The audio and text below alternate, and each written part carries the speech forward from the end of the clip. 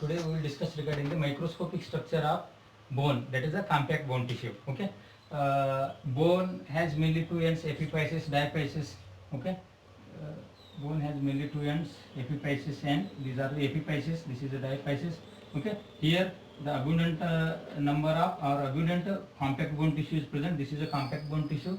This is the spongy bone tissue or cancellous bone tissue. This is called as cancellous bone tissue. Okay, this contains red bone marrow. In previous classes we have already discussed regarding the structure of bone, structure of long bone. Okay, long bone has mainly two ends, epiphysis, diaphysis. Epiphysis, there is a canal that is called as medullary canal. Okay, and here is the compact bone tissue, here is the cancellous bone tissue or spongy bone tissue.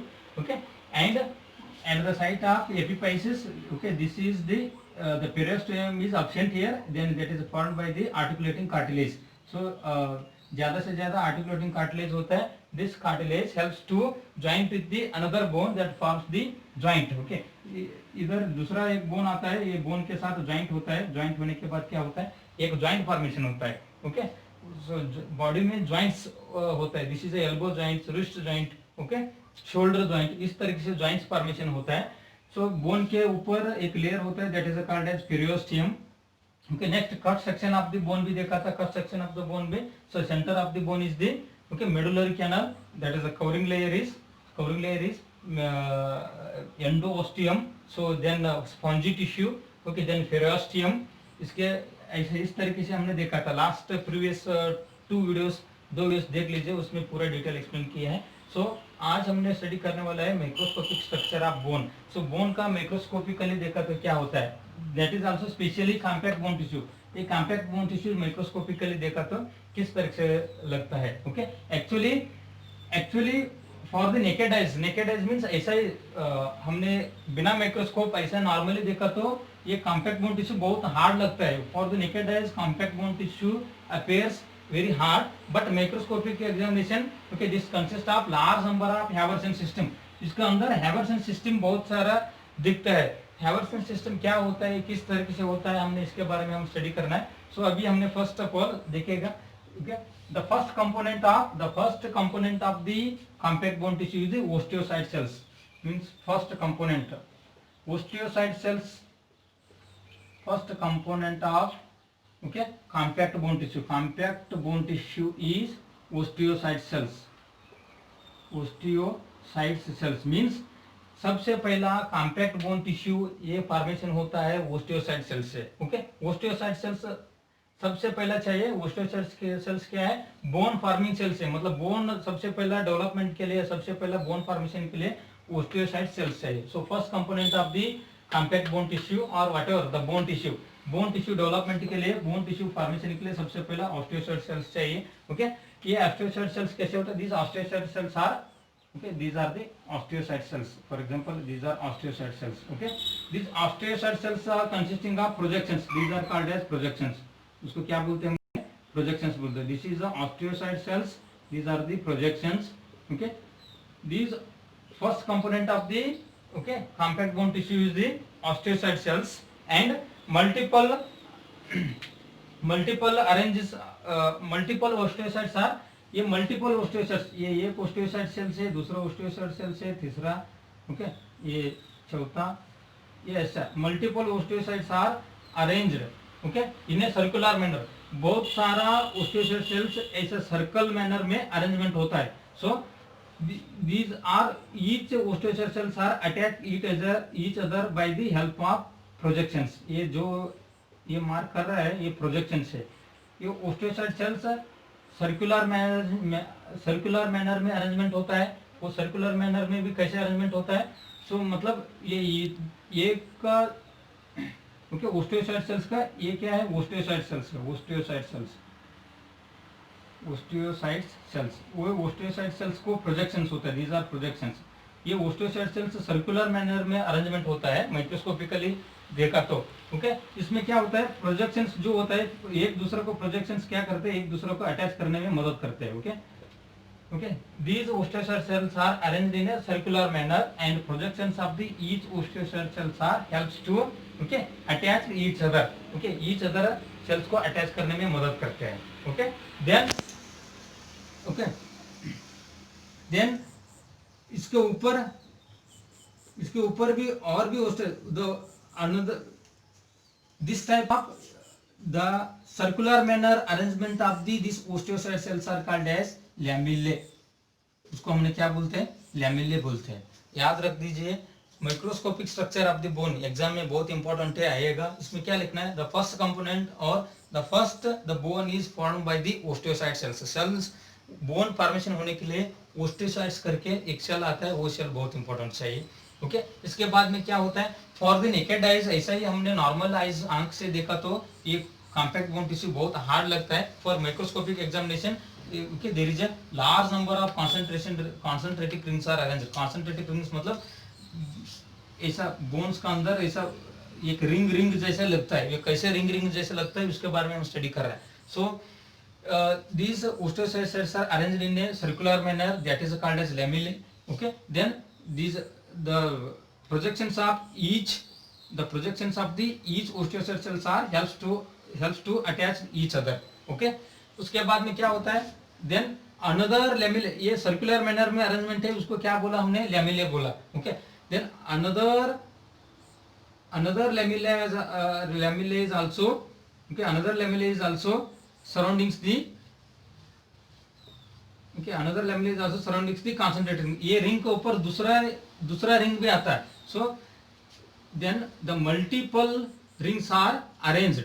Multiple rings होता है, ये बहुत सारा rings क्या होता है, बहुत सारा रिंग्स अरेंजमेंट होता है। These are the projections. ये क्या होता है, प्रोजेक्शंस होता है। Okay, so in between the two lamellae, ये दोनों लैमेले के बीच में जो स्पेस है, so in between the this two lamellae the space that is called as lacunae. इसको क्या बोलते हैं हमने, लैक्यूने बोलते हैं। ओके, लैमेले क्या है, the osteocyte cells are arranged in a circular manner that is called as lamellae. Okay, these osteocyte cells are attached each other with the help of osteocytes projections से वो एक दूसरे को अटैचमेंट है। ओके, नेक्स्ट ये इसको हमने lamellae बोला। लैमेले के ऊपर दूसरा एक लैमेले अरेंजमेंट होता है, तीसरा एक लैमेले अरेंजमेंट होता है।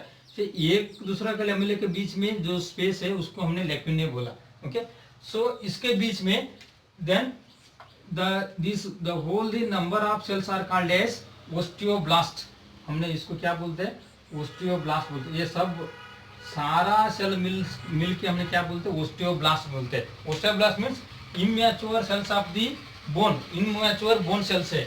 यही ओस्टियोब्लास्ट मेच्योर होकर ओस्टियोक्लास्ट होता है, ओस्टियोसाइट्स होता है। ओके, यही ओस्टियोब्लास्ट सेल्स मेच्योर होकर ओस्टियोसाइट्स होता है। मतलब बहुत सारा क्या होता है, बहुत सारा सर्कुलर मैनर में अरेंजमेंट होता है, उसको हमने ओस्टियोब्लास्ट बोलते हैं। ओके, ये एक सर्कुलर मैनर को क्या बोलते हैं, लेमेले बोलते हैं। क्योंकि लेमेले के ऊपर दूसरा लेमेले, तीसरा लेमेले सराउंडिंग होता है। So concentric ring, okay, this all lamellae are arranged in a circular manner. Okay, ये सब लेमेले क्या होते हैं, सर्कुलर मैनर में अरेंजमेंट होता है। देख लीजिएगा, सर्कुलर मैनर में। Okay, in between the two lamellae there is a space is called as lacunae. Okay, lacunae is अलग, लेमेले इज अलग। Okay, so this space is filled with the collagen fibre. ये osteoblast cells है, ये सब sales को मिलकर हमने क्या बोलते हैं, ओस्टियोब्लास्ट सेल्स बोलते हैं। ओस्टियोब्लास्ट सेल्स क्या है, इमैच्योर, अभी फॉर एग्जांपल ब्लड सेल्स पहला, ओके, ब्लड सेल्स पहला, for example red blood cells को हमने एरिथ्रोसाइट्स बोलते हैं, एरिथ्रोसाइट्स। ओके, सबसे पहला एरिथ्रोब्लास्ट पहला एरिथ्रोब्लास्ट करके सीक्रेट होता है। एरिथ्रोब्लास्ट क्या है, इमैच्योर फॉर्म ऑफ आरबीसी। ये लास्ट में एरिथ्रोसाइट होता है, मेच्योर फॉर्म होके ब्लड में सर्कुलेट करने के लिए आता है। इस तरीके से ये भी क्या है, ओस्टियोब्लास्ट इमैच्योर फॉर्म में होता है, बाद में मेच्योर होके ओस्टियोसाइट सेल्स कन्वर्ट होता है। ओके, सो ये दोनों का लैक्यूने के अंदर एक फाइबर होता है that is called as collagen fibre. ये स्पेस जो है, वो स्पेस में एक सब्सटेंस रिलीज होता है that is a collagen fibre बोलते हैं उसको, कोलेजन फाइबर। ओके, जिस कोलेजन फाइबर ओस्टियोब्लास्ट सेल्स, जो ओस्टियोब्लास्ट सेल्स है, ओस्टियोब्लास्ट सेल्स से कोलेजन फाइबर रिलीज होता है। ओके, नेक्स्ट इधर देख लीजिए, in the centre of this concentric ring, ये कॉन्सेंट्रेटिक रिंग का सेंटर में, okay, there is a another concentric ring. इधर एक रिंग जैसा दिखते हैं अंदर, this is called as Haversian system. इसको हमने क्या बोलते हैं, हैवर्सन सिस्टम बोलते हैं, हैवर्सन system. This is very important. What is Haversian system? Haversian system is this is a concentric ring inside the microscopic structure of the bone. Bones का microscopically compact bone tissue देखा तो इसका अंदर एक कॉन्सेंट्रेटिक रिंग दिखता है, उसको हमने हैवर्सन सिस्टम बोलते हैं. Okay, this Haversian system consisting of blood. Blood vessels होता है, उसमें ब्लड होता है, नर्व्स होता है, ओके, लिम्फ वेसल्स होता है, और लिम्फ नोड्स होता है. Okay, this is what regarding the microscopic structure of bone. Bones का माइक्रोस्कोपिक स्ट्रक्चर है. This is also very important for the examination purpose. Structure of bone भी इंपॉर्टेंट है. Structure of bone में epiphysis, diaphysis. Epiphysis में compact bone tissue रहते हैं, diaphysis में epiphysis में स्पंजी बोन टिश्यू रहते हैं, ओके, एंड डायफाइसिस में कॉम्पैक्ट बोन टिश्यू रहते हैं. सो पेरियोस्टियम लेयर रहते हैं. सो ये मेडुलरी चैनल है, ये कॉम्पैक्ट बोन टिश्यू है. पेरियोस्टियम एपिफाइसिस में थोड़ा एब्सेंट होता है. सो आर्टिकुलेटिंग कार्टिलेज बनाते हैं, ये एक दूसरा बोन के साथ कंबाइंड होकर ज्वाइंट बनाता है. This is the normal structure of the bone. Microscopic structure of the bone में क्या होता है? Microscopic structure of the bone में for the first the formation of the bone is that is a very important component is required, that is the osteocyte cells. Okay, then osteocyte cells are arranged in a circular manner, that is called as lamellae. Circular manner में arrangement होता है, उसको lamellae बोलते हैं उन्होंने. Okay, then each osteocyte cells are consisting of projections. This helps to the osteocyte cells are arranged in a circular manner. Okay, next each lamella is covered by another lamella and third lamella. This is going on like a circular manner. So this type of arrangement of cells are called as osteoblast cells. Okay, in between the lamellae there is a space is called as lacunae. This lacunae space is occupied by the collagen fiber which is secreted by the osteoblast cells. Osteoblast cells से collagen fiber release होते हैं. In the center of this microscopic structure of the compact bone tissue, this is a concentric ring. This ring is called as Haversian system. उसको हमने Haversian system बोलते हैं. Haversian system में blood vessels, nerve, lymph nodes रहते हैं. Okay, this is very important microscopic structure of the compact bone tissue. Okay, so next important is the bone forming cells. Bone formation के लिए okay, हमारा body में bone सबसे पहला start करने के लिए बोन फॉर्मेशन करने के लिए मोस्ट इंपोर्टेंट सेल्स चाहिए होता है. These are called as bone forming cells. Bone forming cells. What are the bone forming cells? Okay, bone forming cells are osteoblast cells. Okay, वही ओस्टियोब्लास्ट क्या होता है? ओस्टियोसाइट्स होता है and osteoclast cells. Okay, these are the three important name of the cells. These are helps to formation and remodeling of the bone. Osteoclast cells are helps to reabsorption and remodeling of the bone. Bone कहीं पे भी damage हो गया और कहीं पे भी break हो गया, सो वापस रिपेयर करने के लिए, रीमॉडलिंग करने के लिए क्या करता है? ओस्टियोक्लास्ट सेल्स मदद करता है. और ओस्टियोक्लास्ट सेल्स क्या करते हैं? पर्टिकुलर शेप को मेंटेन करता है बोन को. So these three bones are called as the bone forming cells. So exam में 2 मार्क्स में पूछे जाएगा. So what are the bone forming cells? Osteoblast, osteocytes, osteoclast. These are the bone forming cells. Okay, bone forming cells are osteoblast, osteocytes, osteoclast. So this is also very important. And next is the hormonal regulation of the bone formation. Bone formation के लिए hormone भी बहुत important है हमारे body में. Hormonal regulation of bone. Bone formation के लिए hormone किस तरीके से हमारा बॉडी में हार्मोन्स भी इंपॉर्टेंट है. हमारा बॉडी में बोन फॉर्मेशन होने में किस तरह से इंपॉर्टेंट है देख लीजिए. हार्मोन्स बहुत इंपॉर्टेंट है हमारा बॉडी के अंदर बोन फॉर्मेशन के लिए. सिर्फ बोन फॉर्मेशन के लिए बोन सेल्स ही नहीं चाहिए. सो हार्मोन्स भी बहुत इंपॉर्टेंट है. फॉर एग्जांपल कौन सा hormone? For example growth hormone. हमने एंडोक्राइन सिस्टम के बारे में ऑलरेडी स्टडी किया है. सो ग्रोथ हार्मोन क्यों चाहिए? ग्रोथ हार्मोन चाहिए होता है growth and development of the human body cells. हमारा बॉडी सेल्स को हमारा ह्यूमन बॉडी ग्रोथ होने के लिए, डेवलपमेंट होने के लिए मोस्ट इंपॉर्टेंट चाहिए.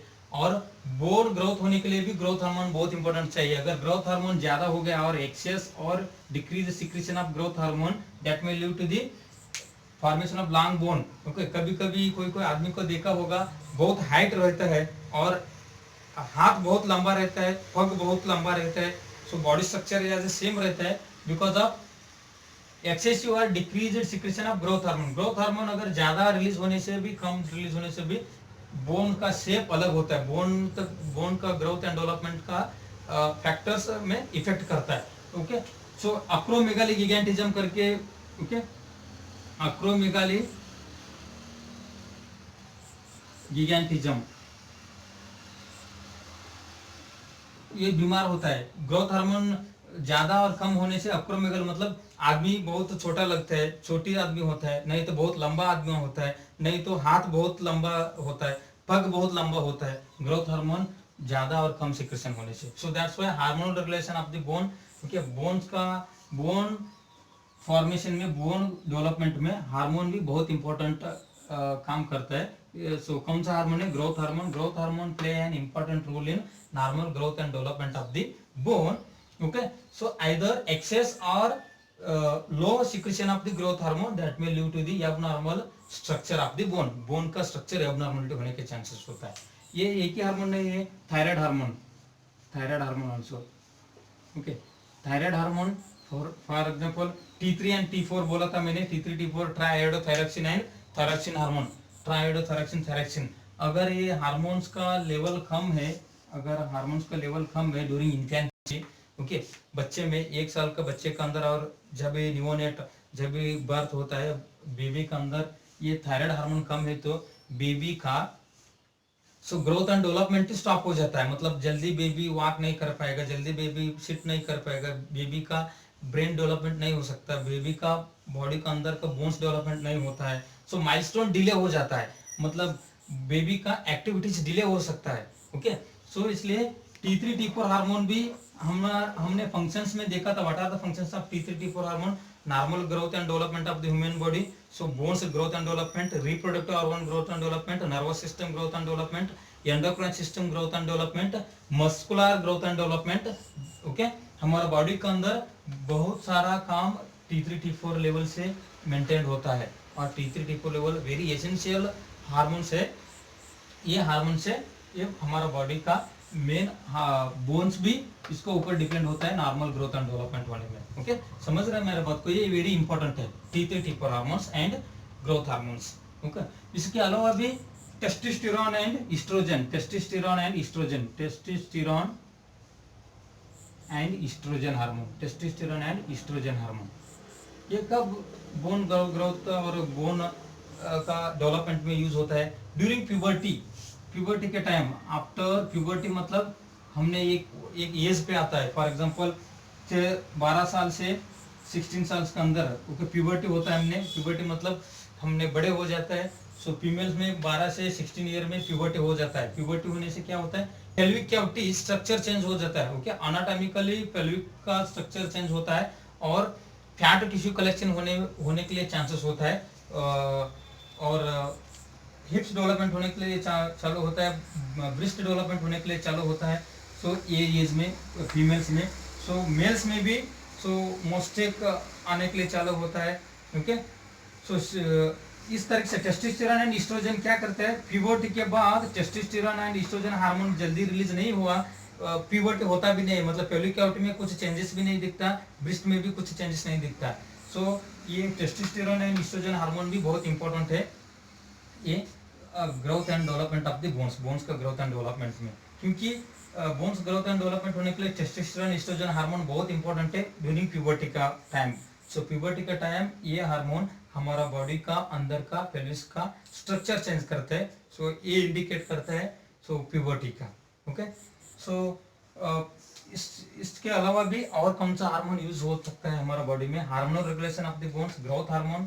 सो ग्रोथ हार्मोन से सो बोन ज्यादा भी लंबा भी ग्रोथ हो सकता है और छोटा भी ग्रोथ हो सकता है। So thyroid hormone, T3 T4 hormone infancy में, चाइल्डहुड में अगर थायराइड हार्मोन का कम है तो पूरा स्केलेटल सिस्टम डेवलपमेंट ही कम होने चालू होता है, क्योंकि माइलस्टोन डिले होता है, बेबी जल्दी से जल्दी ग्रोथ एंड डेवलपमेंट नहीं हो सकता है।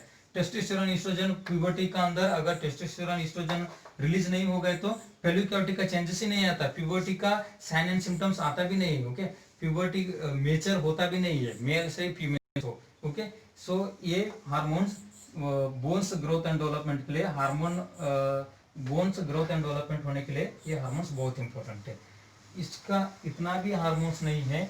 और कौन सा हार्मोन है, हमने एंडोक्राइन सिस्टम में पढ़ाया है thyroxine hormone and parathyroid hormone. Thyroxine hormone, thyroxine and parathyroid hormone.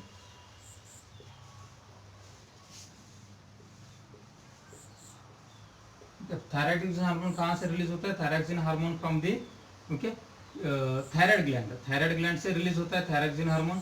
So parathyroid hormone from the parathyroid gland. Okay, ये दोनों मिलके क्या करते हैं? सो थायराइड, ये थायरॉक्सिन हार्मोन क्या करते हैं काम? So that both hormones are very essential for maintenance of the blood calcium level. हमने देखा था एक हार्मोन ब्लड कैल्शियम लेवल अगर ज्यादा हो गए तो कम करता है, एक हार्मोन कम हो गए तो ज्यादा करता है। मतलब दोनों मिलके ब्लड में कैल्शियम लेवल को क्या कहते हैं? कैल्शियम लेवल को मेंटेन करते हैं। कैल्शियम एंड फास्फोरस दोनों को मेंटेन करता है। सो अगर ये हार्मोन्स का इम्बैलेंस हो गया, हमारे बॉडी के अंदर कैल्शियम का लेवल क्या होता है? कैल्शियम इम्बैलेंस होता है। कैल्शियम इम्बैलेंस होता है। सो कैल्शियम इम्बैलेंस हो गए तो क्या बोन डेवलपमेंट के लिए कौन सा ऑर्गेनिक इन ऑर्गेनिक सब्सटेंसेस चाहिए? कैल्शियम, कैल्शियम चाहिए। ओके, कैल्शियम फास्फोरस चाहिए। Calcium phosphorus these are very important component for the formation of bones. Bones में ज़्यादा से ज़्यादा कैल्शियम फास्फोरस पे बनाता है।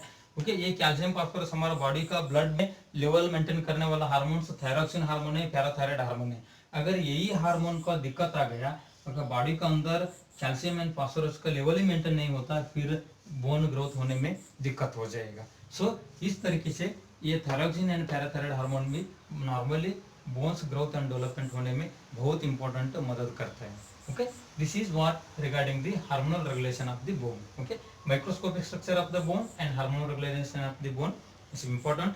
सो इन नेक्स्ट क्लास में हमने स्टडी करेगा फंक्शंस ऑफ बोन। बोन्स से हमको क्या फायदा है, और इसके बाद में हम डिटेल हमारा बॉडी में स्केलेटल सिस्टम में किस टाइप से डिवाइड किया है, और हमारे स्केलेटल सिस्टम में कौन सा पार्ट्स में कौन सा बोन्स आता है, एक एक बोन्स का रिलेटेड हमने अच्छे से स्टडी करना जरूरी है स्केलेटल सिस्टम का अंदर।